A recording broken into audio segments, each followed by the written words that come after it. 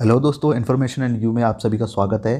दोस्तों, high court judiciary at Patna में बहुत अच्छी वैकेंसी निकली हुई हैं। नोटिफिकेशन जारी हो गया है और आज से ही स्टार्ट हुआ है और वैकेंसी आज से स्टार्ट हो गई है फॉर्म अप्लाई करना। तो आप सभी लोग इस फॉर्म को भर सकते हैं। चलिए दोस्तों, चलते हैं, पूरी जानकारी देख लेते हैं इस वीडियो में कि क्या क्या मांगा गया है और क्या क्राइटेरिया है और क्या एलिजिबिलिटी है। आप कैसे इस फॉर्म को भर सकते हैं और कौन कौन लोग इस फॉर्म को भर सकते हैं, तो सारी बातें इस वीडियो में जान लेते हैं। चलिए दोस्तों, सबसे पहले इस चैनल को सब्सक्राइब कर लीजिए। लेटेस्ट वैकेंसी की न्यूज़ हो, चाहे कोई बहुत ही अच्छे अच्छे लेक्चर आप सभी के लोग इस वीडियो में पढ़े हुए हैं, तो जल्दी दोस्तों चैनल को सब्सक्राइब कर लीजिए। चलिए चलते हैं नोटिफिकेशन की तरफ। दोस्तों, पटना हाई कोर्ट की तरफ से बहुत ही अच्छी वैकेंसी निकाल दी गई है। इसका वेट काफ़ी दिनों से लोग कर रहे थे, कैंडिडेट काफ़ी दिनों से इसका वेट कर रहे थे। तो आइए चलते बताते हैं आपको। दोस्तों, ये वैकेंसी स्टेनोग्राफर की वैकेंसीज़ हैं और 2022 का आज से स्टार्ट, कल से ये स्टार्ट हो चुकी थी, मतलब कल रात से स्टार्ट हुई थी। चलिए दोस्तों, और चल देते हैं इसके नोटिफिकेशन की ओर, देख लेते हैं क्या क्या इसमें मांगा गया है और कौन कौन लोग इस फॉर्म को भर सकते हैं। सबसे पहले देख लेते हैं डेट के बारे में, देख लेते हैं कौन कौन सी डेट हैं, कौन कौन इसको फॉर्म को भर सकता है। तो ये देख लीजिए, डेट है 8 तारीख इसकी स्टार्ट हुई है। आज कल से आप 8 तारीख से भर सकते हैं और लास्ट डेट इसकी रहेगी 29/3। तो मैं रिकमेंड करूँगा आप जल्दी ही इस फॉर्म को भर दीजिए, जिससे कि आपको फॉर्म भरने में कोई प्रॉब्लम ना हो। और आप ये देख सकते हो, इसका पे ग्रेड बहुत ही अच्छा है इस वैकेंसी का। जो लोग शॉर्ट हैंड की तैयारी कर रहे होंगे उनके लिए तो ये बहुत ही बड़ी अपॉर्चुनिटीज़ है। और आप इसके देख सकते हैं, स्टेनोग्राफर ग्रुप सी की ये पोस्ट है, ग्रुप डी की भी नहीं, ग्रुप सी की पोस्ट है। लेवल 4 का इसका आपका पे आउट मिलेगा और काफ़ी अच्छा पे आउट है इसका। 25,500 से लेकर 81,100 तक इसका जाएगा। 7 PRC इसका पे आउट रहेगा। तो चलिए चलते हैं, सारी बातें जान लेते हैं इस वैकेंसी की। तो ये देखिए दोस्तों, सबसे पहले आप देख लीजिए वैकेंसी में क्या क्या लोग, कितने कितनी वैकेंसियां हैं और कौन कौन लोग इसको भर सकता है। तो दोस्तों, कोई भी भारत का नागरिक हो वो इस फॉर्म को भर सकता है। सभी के लिए ये फॉर्म दिया गया है। और बस ये होगा कि आपको रिजर्वेशन नहीं मिलेगा। अगर आप जैसे उत्तर प्रदेश या दिल्ली या कहीं से भी बिलोंग करते हैं तो आपको जनरल कैटेगरीज में डाल दिया जाएगा और जनरल कैटेगरी से आप फॉर्म को फिलअप कर सकते हैं। आप ये देख सकते हैं, आपके लिए 55 वैकेंसीज़ हैं। टोटल वैकेंसी 129 वैकेंसीज़ हैं। 44 वैकेंसीज जो हैं वो रिजर्व्ड हैं वुमेंस के लिए। तो ये वुमेन के लिए वैकेंसी अलग हैं। अभी आपको पूरी बात मैं आगे बताऊंगा कैसे है। तो ये आप देख सकते हैं, टोटल 129 वैकेंसीज़ हैं और ये 44 वैकेंसीज़ ये जो रिजर्व्ड रहेंगी। और ये चलते हैं दोस्तों वैकेंसीज़ के ऊपर। जो लोग बिहार से, पटना से रिलेटेड है वो जान लीजिए। आप शेड्यूल कास्ट में बिलोंग करते हैं तो आपके लिए 21 पोस्ट हैं और आप एसटी के हैं तो 2 पोस्टें हैं। अगर आप लीड ये PWD कैंडिडेट, मतलब कोई हैंडीकैप या वुमेन है, तो आपके लिए इतनी वैकेंसी हैं। दोनों चीज़ें इसमें दी गई हैं। अगर आप EBC में बिलोंग करते हैं तो 23 वैकेंसीज़ हैं। OBC या BC में बिलोंग करते हैं तो 15 वैकेंसी हैं। इकोनॉमिकल बैकवर्ड वीकर सेक्शन जो है उसमें 13 वैकेंसी है। टोटल 129 वैकेंसीज़ हैं। तो चलिए दोस्तों, आगे चलते हैं और देखते हैं और क्या क्या आपके लिए 8 मार्च 2022 से लेकर 29 मार्च 2022 तक इस फॉर्म को भर सकते हैं रात 12 बजे तक। और बाकी तो इसमें कुछ और ख़ास नहीं लिखा। आगे चलते हैं, एलिजिबिलिटी क्राइटेरिया देख लेते हैं कि कौन कौन इसको भर सकते हैं इस फॉर्म को। तो ये देखिए दोस्तों, जो मैंने पहले बताया था आपसे कि आप इंडियन सिटीज़न होने चाहिए और बाकी बातें ये लिखी हुई हैं। बाकी ये आपके लिए ये इंपॉर्टेंट है, पहला पार्ट आप इंडियन सिटीज़न होने चाहिए और आप कहीं के भी बिलोंग करते हो आप भर सकते हो इस फॉर्म को। बाकी आप नोटिफिकेशन में ये देख सकते हैं, अगर आप इससे रिलेट करते हैं तो ये चीज़ें आपके लिए लिखी हुई हैं।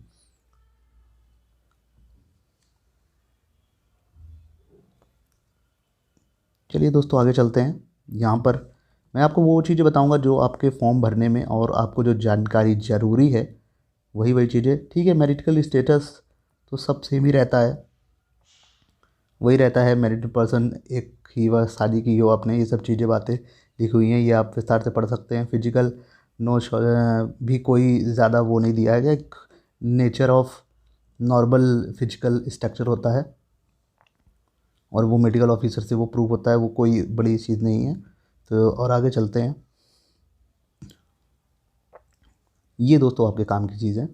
इसमें आप ये देख सकते हैं, अगर आप 18 साल के हो गए हैं और ये आप इसके और इसके अंदर में आप आने चाहिए। अगर आप इन दोनों के अंदर आ जाते हैं, जैसे 1 जनवरी 2022 तक आप 18 साल के हो जाने चाहिए और इसके बीच में रहने चाहिए, 1/1/2004 के बीच में रहने चाहिए, अगर आप जनरल कैटेगरी से बिलोंग करते हैं।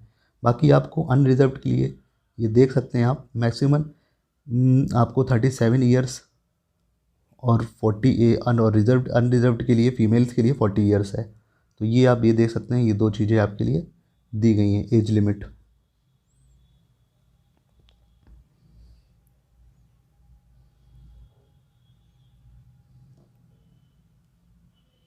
बाकी आपको 5-5 साल का आरक्षण मिल जाएगा, तो कोई प्रॉब्लम नहीं है उसके लिए। आप आराम से बहुत से 47 ईयर्स तक की, मान लीजिए आप 42 ईयर्स तक भर सकते हैं ऐसी कैंडिडेट, और बाकी ओबीसी वाले तो 40 ईयर्स तक भर सकते हैं और जनरल वाले 37 ईयर्स तक भर सकते हैं।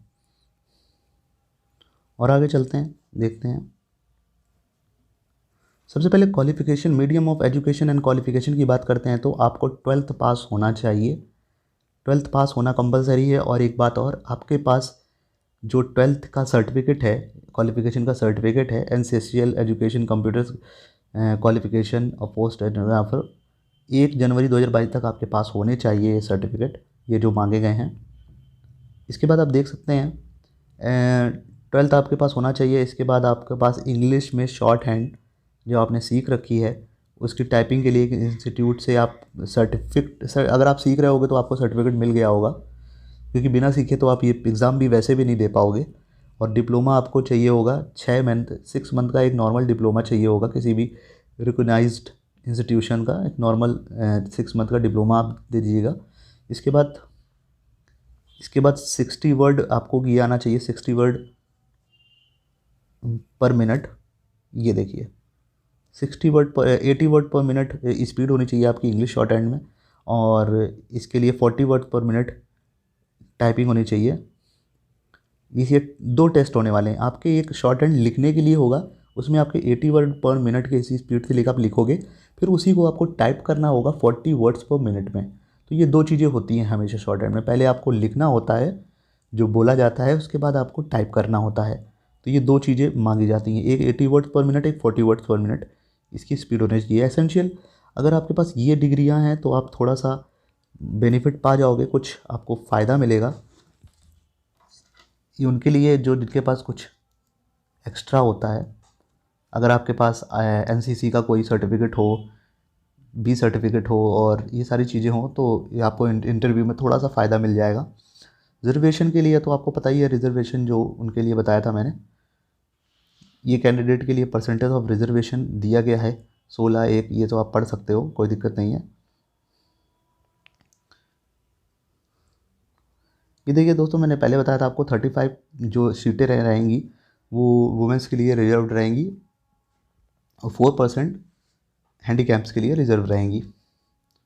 बाकी आप देख सकते हो, और भी डिटेल आपको ये मिल जाएगी, पीडीएफ में डाल दूंगा, तो आप बेसिकली और अच्छी तरह से पढ़ लोगे कि क्या क्या आपके लिए इंपॉर्टेंट है। जो जो इंपॉर्टेंट होगा सिर्फ दोस्तों मैं वही बताऊंगा आपको, जिससे वीडियो लंबा ज़्यादा ना हो जाए। यहाँ पर कोई ज़्यादा इंपॉर्टेंट बात नहीं है, तो इसको आप मोड ऑफ सिलेक्शन आप देख लेते हैं। ये देखिए दोस्तों, मोड ऑफ सिलेक्शन क्या रहेगा, mode of the multiple choice question रहेगा, ये मतलब कुल मिला के सीबीटी होगा आपका। और ज़्यादा इसके बाद आपका English short hand computer based रहेगा, वो भी 80 वर्ड पर मिनट, जो कि पहले मैंने आपको बताया था। और ये आपको देने होंगे 80 वर्ड पर मिनट, वो भी 320 वर्ड ओनली आपको लिखने होंगे। इसके बाद आपको 80 वर्ड पर मिनट, 4 मिनट 15 सेकेंड। और भी आगे चलते हैं,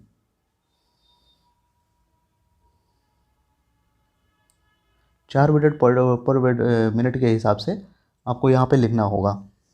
इसके बाद आपका एक इंटरव्यू होगा, इसके बाद आपका एक इंटरव्यू भी होगा, उसके बाद टाइपिंग टेस्ट, उसके बाद इंटरव्यू। ये 3 चीज़ें आपकी होने वाली है। यहाँ पर देख लीजिए क्वालिफिकेशन स्टैंडर्ड क्या रहेगा, 40% आपको ऑब्जेक्टिव में लाना होगा, मतलब जो आपका एग्ज़ाम होगा रिटन वाला, उसमें आप 40% नंबर लाने होंगे। उसके बाद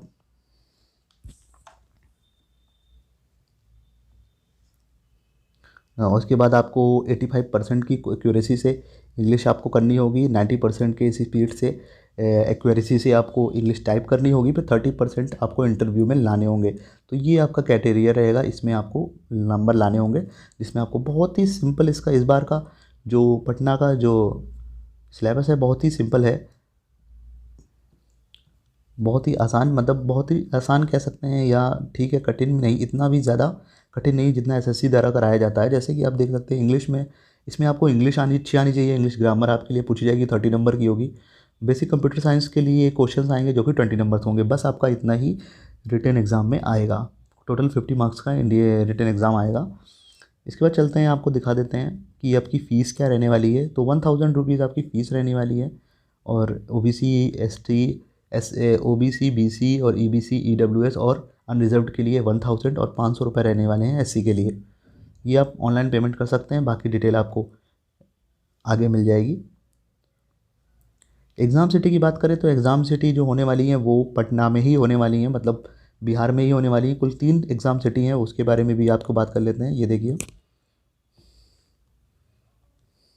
कुल 3 एग्ज़ाम सिटी होने वाली है, जिसमें कि एक है पटना, दूसरा मुजफ्फरनगर, तीसरा पूर्णिया। तो ये आपको 3 सिटीज़ होने वाली हैं। कुछ बदलाव भी हो सकता है, इसमें लिखा हुआ है भी सिटी बदले सकते हैं। तो अगर यूपी बिहार या कहीं यूपी और दिल्ली या कहीं से भी एग्ज़ाम दे रहे हो, फॉर्म भर रहे हो, तो आपको यहाँ पर जाना पड़ेगा, या एग्ज़ाम आपका यहीं पर होगा। साफ साफ मेंशन पहले ही कर दिया गया है। ठीक है दोस्तों, इसके बाद आपको एक बहुत अच्छी चीज़ इसमें करी जा रही है, इसमें वेटिंग लिस्ट भी बनाई जाएगी। अगर जो बच्चे कैंडिडेट सेलेक्ट हो जाते हैं या सेलेक्ट नहीं हो पाते हैं, कुछ नंबरों से रहते हैं, उनको वेटिंग लिस्ट में डाल दिया जाएगा, और आपके चांसेस होगा, क्योंकि बहुत सारे लोग होते हैं जो एग्ज़ाम तो दे आते हैं, पास भी हो जाते हैं, पर वो ज्वाइन नहीं करते हैं, तो आपको वेटिंग लिस्ट में चांस मिल सकता है आपको। ये देखिए, selected with the waiting list, और आपको फ़ायदा पहुंचा सकता है, जहां तक ये वेटिंग लिस्ट बहुत ही कारगर साबित होती है वेटिंग लिस्ट। और चलते हैं आगे। तो दोस्तों, सारी बातें मैंने आपको बता दी हैं इस एग्ज़ाम से रिलेटेड। तो ये पटना का एग्ज़ाम होने वाला है, आप इसको फॉर्म बहुत अच्छी इस वेबसाइट पे जाकर यहाँ से भर सकते हो, patnahighcourt.government.in से, ये इनकी ऑफिशियल वेबसाइट है। यहाँ पर जाके आप आराम से, आपको सारी जानकारी मिल गई है, यहाँ से आप जाके विस्तार से इस फॉर्म को फिलअप कर सकते हो और एग्ज़ाम की प्रिपरेशन कर सकते हो। एग्ज़ाम की डेट कोई अभी बताई नहीं गई है, तो एग्ज़ाम की डेट यहाँ पर नहीं है। जैसे ही एग्ज़ाम की डेट अनाउंस होती है, वैसे ही आपको यहाँ पर दीजिए। धन्यवाद दोस्तों इस वीडियो को देखने के लिए। और भी अच्छी अच्छी वैकेंसियों के एग्ज़ाम और किसी भी वैकेंसी से रिलेटेड कोई भी MCQs और बहुत सारी चीज़ें हमारे आपको चैनल में मिल जाएंगी। इन्फॉर्मेशन एंड वीडियो को सब्सक्राइब कर लीजिए। धन्यवाद।